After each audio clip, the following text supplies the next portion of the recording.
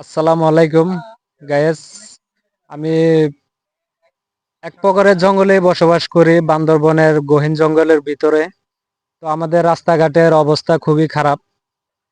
তো সামনে যে রাস্তাটা দেখতে পারতেছেন আমার সামনে, এই রাস্তাটার প্রায় 3 কিলোমিটার, মেইন রোড থেকে 3 কিলোমিটার, 3 কিলোমিটার ধরে এই রাস্তাটা কি অধিকাংশ রাস্তাটা ভেঙে গেছে।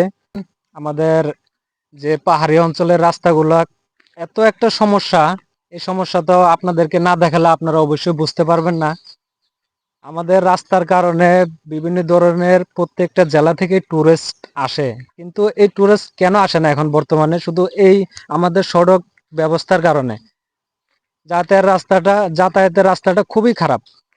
দেখতে পারতেছেন, এদিক দিয়ে যদি একটা বাইক চলাচল করে, এখন তো বাইক আসতেছে না, প্রায় সময় বাইক আসে, কিন্তু এদিক দিয়ে যদি একটা বাইক উঠতে যায়, বেশিরভাগই কি অ্যাক্সিডেন্ট করে, আপনার হাতে পায়ে বিভিন্ন ধরনের কি আঘাত আঘাতপ্রাপ্ত হয়। এই কারণে আমাদের যোগাযোগ ব্যবস্থার কারণে আপনাদেরকে অনুরোধ করতেছি, আমাদের ভিডিওটা যদি আপনারা শেয়ার করেন। তো গাড়ি একটা আসতেছে, দেখতেছেন এই গাড়িটা যে এখান দিয়ে যাবে, মানে পুরো একটা রিস্কের ব্যাপার।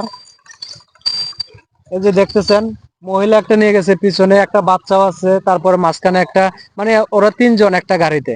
তো এই গাড়িতে যদি অ্যাক্সিডেন্ট হয়, বাচ্চাটার কি হবে? আর আমাদের সড়ক ব্যবস্থার কারণে মনে করেন যাতায়াতের খুব কষ্ট। অবশ্যই আমাদের দিকে একটু ফলো করবেন, আর আপনাদের ভালো লাগলে অবশ্যই আমাদের সাথে মতামত জানাবেন। যে এই গাড়িটা এই জায়গা দিয়ে যে উঠবো, খুব একটা রিস্কের ব্যাপার।